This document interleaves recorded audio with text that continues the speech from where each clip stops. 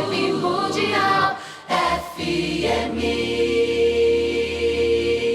Nós vamos falar sobre tratando o tutor e o tutelado, sendo o tutelado, obviamente, o animal. É muito importante que a gente olhe sempre em direção, veterinário que sou, ou no caso dos terapeutas, que é uma classe que cada vez cresce mais também, que vão tratar o animal, obviamente, não na parte medicamentosa, não na parte cirúrgica, mas muitas vezes em questões comportamentais, em questões relacionais desse animal para com os membros da sua família humana, ao qual ele está completamente inserido dentro desse contexto de sistema familiar. Então é muito importante que a gente olhe sempre com uma visão mais amplificada essa situação. A minha formação, há cerca de 30 anos atrás, obviamente não contemplava isso.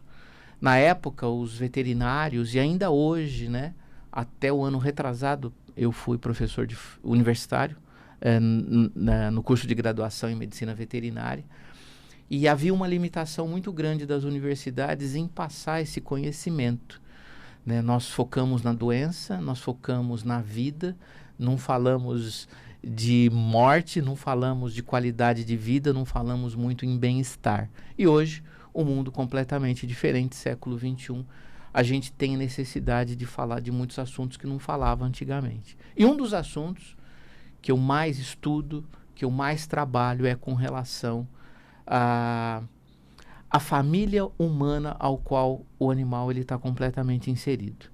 Então, hoje, dentro do conceito de família multiespécie, o que é família multiespécie? É aquela família formada por mais de uma espécie. Então, tem o casal, o filho e o cachorro. Pronto, duas espécies. Espécie canina, espécie humana, espécie canina. Perfeito. Isso é família multiespécie. E dentro dessa família multiespécie, o animal não é mais, muitas vezes, um animal, tratado como animal. Ele é tratado como filho. E dentro dessa relação de humanização dos animais, eles acabam adoecendo. As pessoas acham que tratar animal, né, eu me refiro a cães e gatos, tratar animais como filhos é sinônimo de amor, né? E é exatamente o contrário. Quando a gente esquece, obviamente as pessoas não fazem isso por querer, as pessoas não fazem isso por maldade, mas quando é por falta de informação mesmo, porque quando elas colocam o animal no lugar de filho, elas acabam trazendo esse animal, trazendo para esse animal uma série de doenças que não são dele, que são da família humana ao qual o animal está inserido, né? Então, por exemplo, se tem um casal, tem um cachorro que está no lugar de filho, ele vai tender a adoecer das doenças desse casal, tanto da família do tutor quanto da família da tutora. É exatamente o que aconteceria se de fato fosse esse animal um filho biológico, um filho verdadeiro desse casal, né? Então, a recomendação que a gente dá é que a gente precisa orientar o tutor, né? E eu clamo aos colegas médicos veterinários e terapeutas que orientem ao animal ter vida de animal. Mas como é que eu vou dar vida de cachorro para o cachorro? Me fazem muito essa pergunta no consultório, né? Mas como é que é isso? Dar vida de cachorro para o cachorro ou vida de gato para o gato é você procurar dar todas as condições ambientais que esse animal teria se tivesse numa condição de vida livre. Esse é o ideal. Obviamente tem o ideal e o real. Então qual que é a diferença? Nós temos que socializar esse animal, nós temos que passear com o animal, nós temos que interagir com o animal, nós temos que proporcionar que esse animal interaja com outros animais. Estão aí as creches, né, que fazem com que os animais possam voltar ou resgatar esse instinto animal que ele perdeu na condição de estar completamente humanizado numa cidade grande.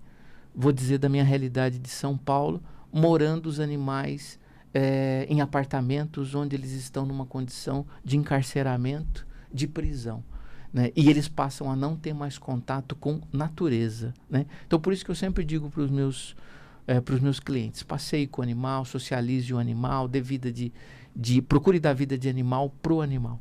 Isso faz toda a diferença para a prevenção da saúde. E a gente está aqui para isso. Né? Eu acho que o grande papel do médico, independente da espécie ao qual ele atenda, é prevenir doenças. Então, a gente previne dando vida de animal para o animal e tirando, pelo amor de Deus, o cachorro, o gato do lugar de filho. Né? Às vezes a pessoa pergunta assim, mas como é que eu sei se o meu cachorro está no lugar de filho? Bom, começa pelo nome. É muito comum, né, no consultório, o João ou a Maria chegarem com um cachorro chamado Rafael ou Sofia. Começa por aí. É um processo inconsciente que as pessoas fazem e que prejudicam muitos animais. Todos esses conceitos, obviamente, eu também não sabia. Embora, desde que eu me formei, eu via que os animais, eles acabavam adquirindo as mesmas doenças dos seus tutores. Né? Foi através dessa observação que eu fui fazer formação em psicanálise clínica e saiu o livro Cara de um, Focinho do Outro.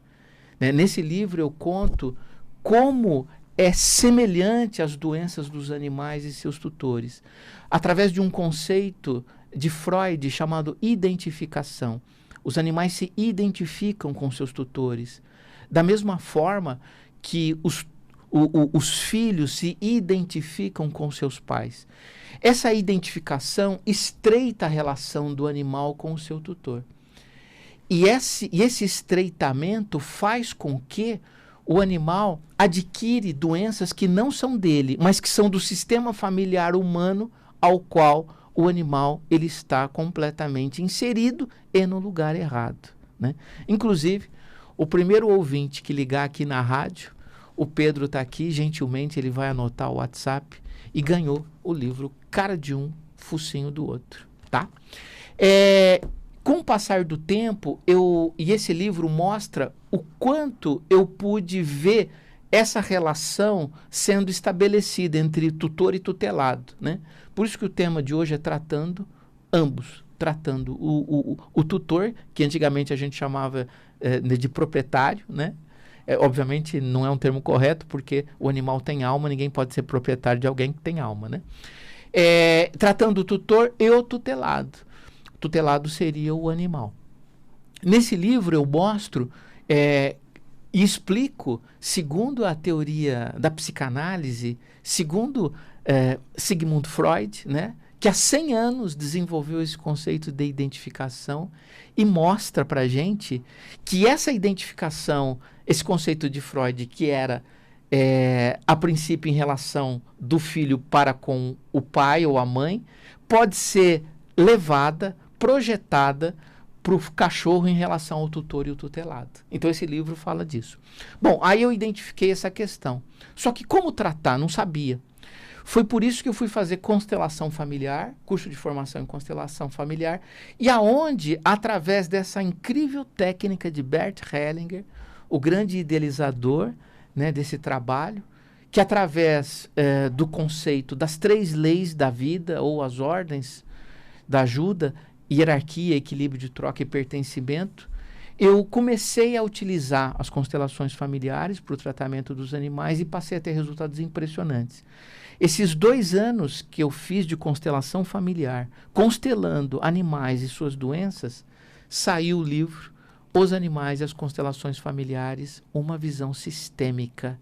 Então, nesse livro eu conto como foi pegar toda a teoria de Bert Hellinger e levar para a medicina veterinária em benefício dos animais de estimação, não só, bem como as suas famílias também.